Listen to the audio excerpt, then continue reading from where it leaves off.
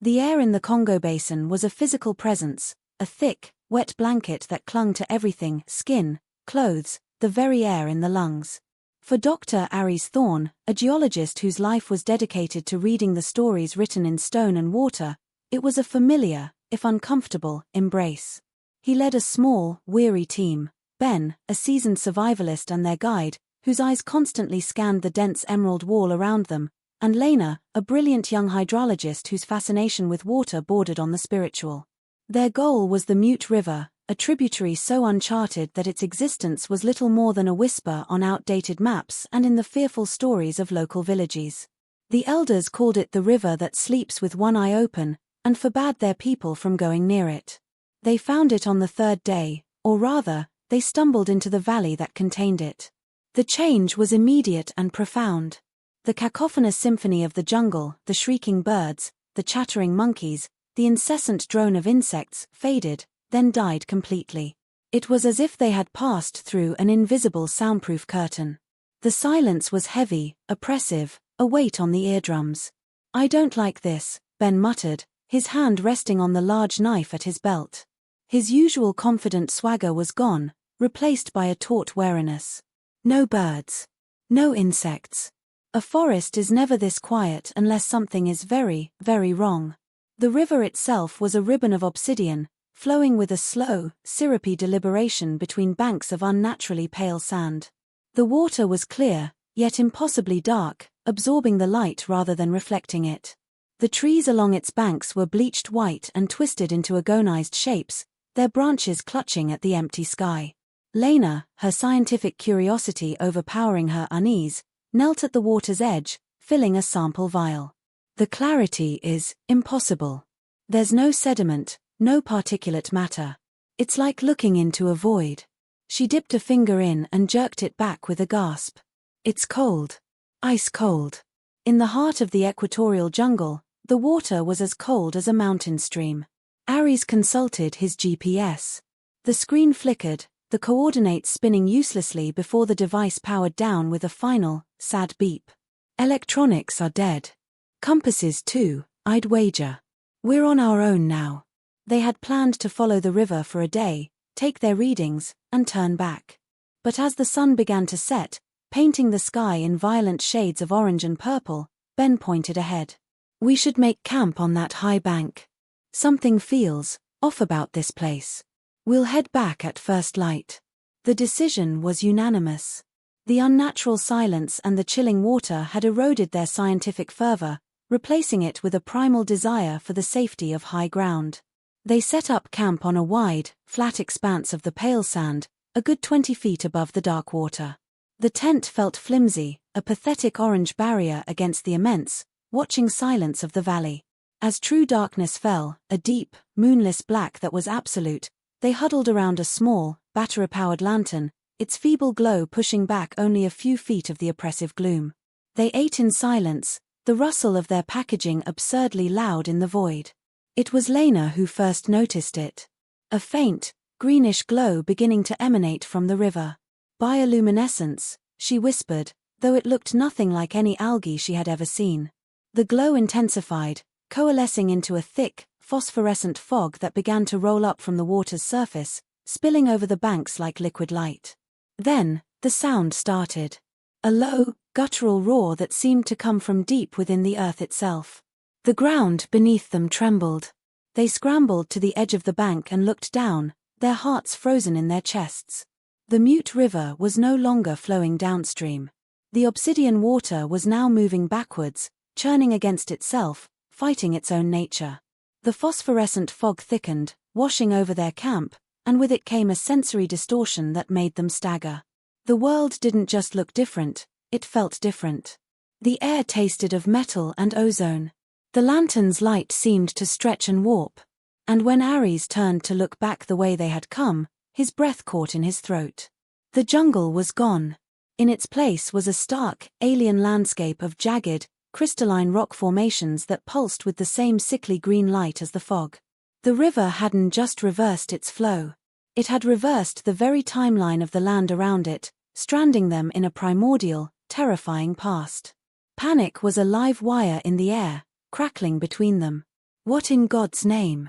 Ben breathed, his knuckles white as he gripped his knife. The familiar, dense jungle that had been at their backs just moments before was now a terrifying, crystalline vista under a sky devoid of familiar constellations, filled instead with swirling, alien gases. The silence was now absolute, broken only by the low, relentless roar of the backward-flowing river and the frantic beating of their own hearts. Lena stumbled away from the edge, her face pale in the ghastly green light of the fog.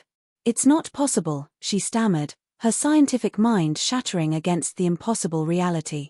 This is a geological impossibility. This rock formation, it shouldn't exist for another billion years.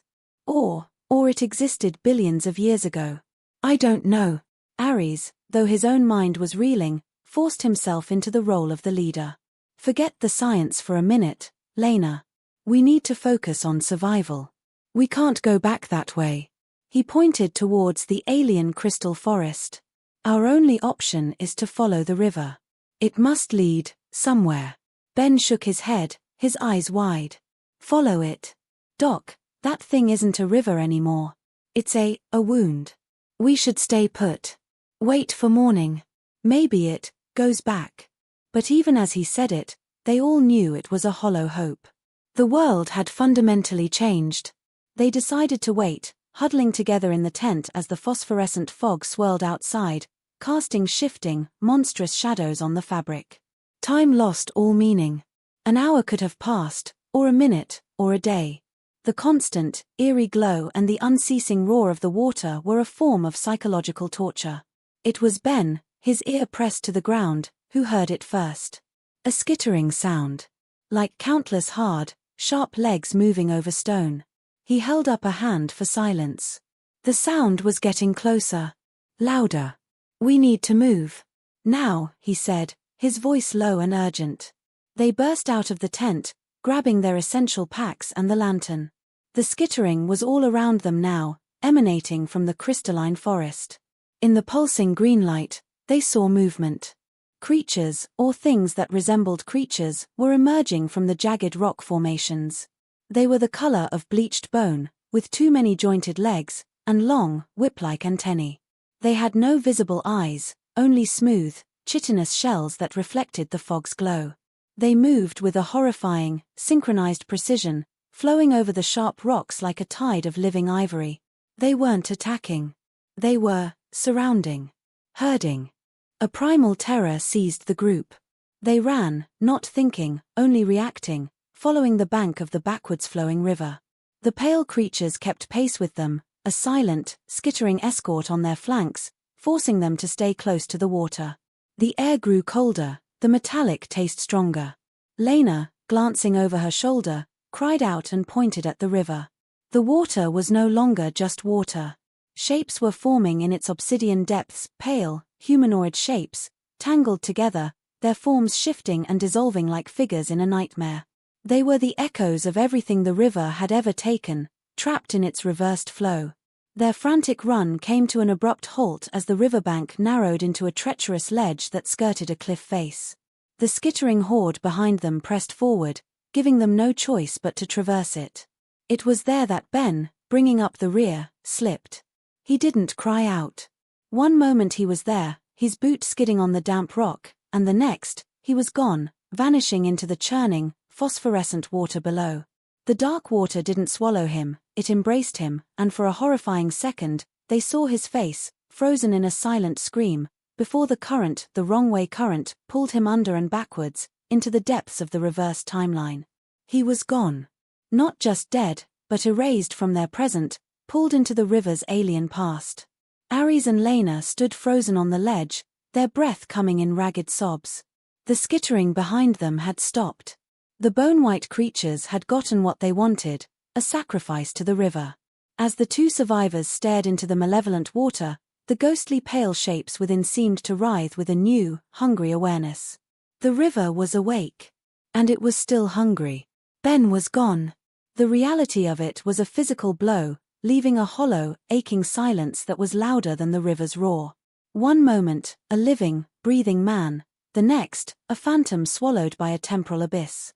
Ares and Lena clung to the cold rock face, their bodies trembling with a mixture of exhaustion, terror, and grief. The skittering sounds from the bone-white creatures had ceased. Their purpose, it seemed, had been served. The herding, the pressure, it was all to deliver a tribute to the hungry river. They were shepherds for a predatory timeline. "We can't stay here," Ares finally said, his voice raw.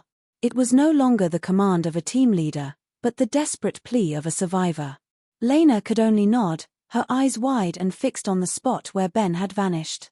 They inched their way along the treacherous ledge, every muscle screaming in protest, expecting at any moment to feel the cold grip of the water or the sharp legs of the creatures pulling them into the void. The phosphorescent fog clung to them, a cold, wet shroud that seemed to seep into their very bones. The alien landscape on their right, with its pulsing crystalline structures, felt less like a place and more like a watching entity. After what felt like an eternity, the ledge widened into a small, rocky beach where the river curved. Utterly spent, they collapsed onto the cold, pale stones. The lantern, miraculously, still worked, its beam a tiny, defiant sun in the overwhelming gloom. It was then that Lena noticed the change in the water. The humanoid shapes were more distinct now, more focused. They no longer drifted aimlessly, they clustered near the shore, their pale, featureless faces seeming to turn towards the light. And they were getting closer. "Ares," Lena whispered, her voice trembling. "The water, it's not just showing us the past. It's reaching." As if on cue, a long, slender tendril of the black, viscous water lifted from the surface, defying gravity. It wasn't liquid in any normal sense, it moved with a sentient, gelatinous purpose. It hovered in the air, probing, before lashing out with whip-like speed towards the lantern. Ares yanked it back just in time. The tendril hit the stone where the light had been, leaving a sizzling, black stain before retracting. The river wasn't just a location, it was a predator, and light was its prey. Or a lure. They were sitting in its feeding ground. They scrambled further up the beach, extinguishing the lantern and plunging themselves into the near-total darkness, broken only by the sickly green glow of the fog. The silence was now punctuated by soft, wet sounds from the river, the sound of the tendrils feeling their way along the shore, searching. They huddled together behind a large boulder, their backs against the cold, unyielding crystal of the cliff. Sleep was impossible. Every nerve was on fire, every sense stretched to its breaking point. They were trapped between a hungry river and an alien, hostile land, prisoners in a moment of time that should never have been. As the night wore on, or what passed for night in this timeless place, a new horror began. The memories started to slip. It was subtle at first. Lena tried to recall the name of her first pet, a golden retriever she had loved dearly. The name was gone. A blank space in her mind where Samson should have been. A cold dread, different from the fear of physical harm, washed over her. "Ares," she said, her voice small. I can't remember my dog's name." Ares, his own mind feeling frayed and thin, tried to reassure her, but then he realized he couldn't picture his own father's face clearly. The details were blurring, fading like an old photograph. The river didn't just consume flesh and time. It consumed history. It fed on memory itself. Every moment they spent in its proximity, it was erasing them, not just from the present, but from the past. They were becoming ghosts in their own lives, their very identities unraveling thread by thread. The skittering creatures were the river's physical hunters, but the river itself was a metaphysical predator, and they were slowly being digested in its stomach of reversed time. Their only hope was to move, to find a way out of this cursed valley before there was nothing left of them to save. Dawn, or a pale imitation of it, arrived as a slight lightening of the oppressive green gloom. The phosphorescent fog thinned but did not dissipate, clinging to the landscape like a disease. Ares and Lena were shadows of their former selves, hollow-eyed and trembling, their minds clutching at tattered remnants of memory. They could recall the broad strokes of their lives, their professions, their mission, but the personal, emotional details were being systematically scoured away. The sound of the river was now a constant, maddening presence in their heads, a roar that seemed to echo in the empty spaces where their memories used to be. Driven by a desperate, primal need for escape, they continued their journey along the riverbank. The landscape began to change again. The jagged crystals gave way to a forest of gigantic, fungal-like trees, their caps glowing with the same sickly bioluminescence, casting a dizzying, disorienting light. The air was thick with the smell of decay and something sweetly metallic, like rotting fruit and blood. It was a world that had never known sunlight, an ecosystem built on the river's aberrant energy. It was in this fungal forest that they found the first solid evidence of previous victims. Partially absorbed into the trunk of a massive, pulsing mushroom was the skeletal remains of a human, still clad in the tattered rags of what looked like a 19th-century explorer's outfit. The bones were bleached white and fused with the fungal matter. Further on, they found more: a modern canteen, corroded and brittle, a piece of a satellite phone from a decade ago. The river had been claiming people for a long, long time, pulling them from their own timelines and depositing them here, in this graveyard at the edge of time, to be consumed by the local flora. The most chilling discovery, however, was not a body, but a message. Scratched into the soft, glowing flesh of a giant fungus, as if with a desperate, final strength, were words in English: "The river takes the noise. It wants the quiet. It wants the still." The message was unsigned, but its meaning was clear. The silence, the consumption of sound and memory, it wasn't a byproduct. It was the goal. The river was a purifying entity, stripping away the chaos of life and leaving only the pristine, silent stillness of the void. They weren't just being hunted, they were being processed. Their path was once again blocked by the river, which had widened into a violent, churning estuary. There was no way around. As they stood there, paralyzed with despair, the water before them began to churn more violently. The pale, humanoid shapes writhed and coalesced, and from the depths, a figure emerged. It was Ben. Or what was left of him. His body was composed of the black, viscous water and the pale, ghostly light, his features blurred and shifting. His eyes were empty pools of darkness. He opened his mouth, but no sound came out. Instead, a wave of absolute, soul-crushing silence emanated from him, a silence so profound it felt like a physical force. This was Ben's fate, to become a silent sentinel for the river, a warning and a weapon, his very presence now a tool to erase the noise of the living. The Ben thing raised an arm, a limb of flowing darkness, and pointed at them. Not a gesture of recognition, but an accusation. An indictment of their life, their sound, their messy existence. From the river behind him, more figures began to rise, a silent army of the consumed, all pointing their featureless faces towards Ares and Lena. The river was making its final move. It had shown them its nature, its purpose, and now it was marshalling its forces to complete their assimilation. They were surrounded by the silent, staring ghosts of the past, with a fungal jungle at their backs and a temporal predator before them. There was nowhere left to run. The river was claiming its final tribute.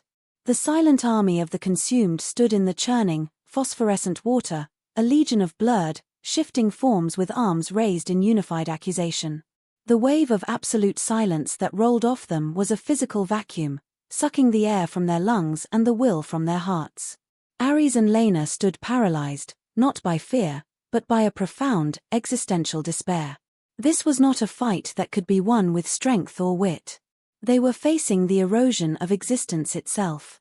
The Ben thing took a step forward, then another, gliding onto the pale sand without a sound. The other figures followed, a slow, deliberate advance of the damned. They did not walk, they flowed, their lower bodies dissolving into tendrils of the black water that dragged them forward. The air grew colder still, the metallic taste so strong it coated their tongues. Lena felt another memory tear loose and vanish. The sound of her mother's laughter, a memory she had clung to just moments before, was now gone, leaving a hollow, aching silence in its place. The river was consuming them from the inside out. The message, Ares gasped, his voice a strained, alien sound in the overwhelming quiet. It wants the quiet. The still. His mind, trained to solve puzzles, raced against its own disintegration. If the river wanted silence, then their sound, their life, was a weapon. A feeble one, but the only one they had. He grabbed Lena's arm, his grip tight. Scream, Lena. Don't let it take your voice. He turned towards the advancing tide of silence and let out a raw, guttural roar. It was a sound of pure, undiluted defiance, a rejection of the void. The effect was instantaneous. The Benthing and the other figures recoiled as if struck, their forms flickering and destabilizing. The wave of silence faltered. For a single, glorious second, the oppressive weight lifted. Lena, understanding, joined him. She screamed, not in terror, but in rage, a furious, piercing shriek that echoed strangely in the dead air. Together, their voices created a pocket of chaotic, living noise, a bastion against the consuming stillness. The river reacted with violent fury. The water behind the silent army churned violently, and the tendrils they had seen earlier, now thick as pythons, lashed out from the surface, aiming not for them, but for the spectral figures. The river was turning on its own servants, reabsorbing the unstable ones disrupted by the sound. The Benthing was one of the first to be caught, a thick black tentacle of water wrapping around his middle and pulling him back into the depths, his silent mouth open in a final, soundless cry. The army's advance broke as the river sought to reassert its control, consuming its own to purify the disturbance. This was their chance. The river bank. Follow it, Ares yelled, pulling Lena with him. They ran, not away from the river, but parallel to it, staying just out of reach of the lashing tendrils. They were making noise, shouting, kicking up stones, creating as much auditory chaos as they could. It was a desperate, running battle, their voices their only shield against an entity that wanted to reduce the universe to a silent, still point. They could feel the river's rage in the trembling ground and the increasingly violent churn of the water. They were ants shouting at a hurricane, but for now, it was working. They ran until their lungs burned and their voices were reduced to ragged croaks. The fungal forest began to thin, and ahead, they saw a sight that made their hearts leap with a fragile, desperate hope. A massive, ancient tree, unlike anything else in this distorted landscape, stood at the river's edge. Its bark was dark and gnarled, and its leaves were a deep, normal green, seeming to absorb the ghastly light rather than reflect it. And most importantly, a natural stone bridge, an arch of weathered, ordinary rock, spanned the river at this point, leading to the other side to the familiar, dark, and blessedly silent jungle from which they had come. It was a bridge out of this nightmare. It was their way home. They staggered towards the stone bridge, their bodies pushed far beyond the limits of endurance. The river here was narrower, but it flowed backwards with a frenzied, furious energy, as if aware that its prey was on the verge of escape. The phosphorescent fog coiled angrily around the ancient tree, unable to touch it. This place, this tree, and this bridge, was an anomaly within the anomaly, a fixed point the river could not corrupt. As they set foot on the first stone of the bridge, the final assault began. The water did not rise up in tendrils. Instead, it became perfectly, horribly still. The roaring ceased. The churning stopped. For the first time since the reversal, the river that flows backwards was silent. And in that silence, the true horror resided. It was a silence that actively attacked the mind, a vacuum that sought to pull their very thoughts out through their ears. It was the river's ultimate weapon, the promise of the peace it offered, the end of all struggle, all pain, all memory. Lena faltered, her foot hovering over the next stone. The silence was seductive. It whispered of an end to the terror, to the exhaustion. She could just stop. Let go. Her face went slack. Ares, feeling the same pull, grabbed her and shook her violently. "No," he screamed, his voice a tiny, pathetic crack in the infinite quiet. "It's a lie. It's not peace, it's nothing. Remember your name. Remember why we came." He fought to recall a memory, any memory, and landed on the simple, profound image of the sun, the real sun, warm and yellow, on his face. He clung to it, a lifeline in the void. They stumbled across the bridge, each step a monumental battle of will against the consuming stillness. The far bank, with its dark, familiar foliage, seemed to shimmer like a mirage. As they reached the apex of the bridge, they looked back. The river was no longer black. It was turning a clear, brilliant blue. The phosphorescent fog was dissipating. The alien landscape was fading, replaced by the vague, shimmering outlines of the normal jungle. The reversal was ending. The river was returning to its natural state with the coming of the true dawn. They half fell, half ran the last few steps, collapsing onto the muddy, solid ground of the familiar jungle. The sound hit them first, the raucous, beautiful, chaotic symphony of insects, birds, and life. It was deafening, overwhelming, and the most wonderful thing they had ever heard. They lay there, gasping, sobbing, as the sun finally broke over the horizon, its genuine light burning away the last vestiges of the green gloom behind them. When they found the strength to look back, the stone bridge was gone. The river was just a river, flowing normally, sluggishly, in the correct direction. There was no sign of the crystal forest, the fungal trees, or the pale, skittering creatures. It was as if it had all been a shared hallucination. But they knew it wasn't. The proof was in the gaps in their minds, the missing memories that they knew were missing, like holes in a photograph. They knew they had left a part of themselves and all of Ben in that other time.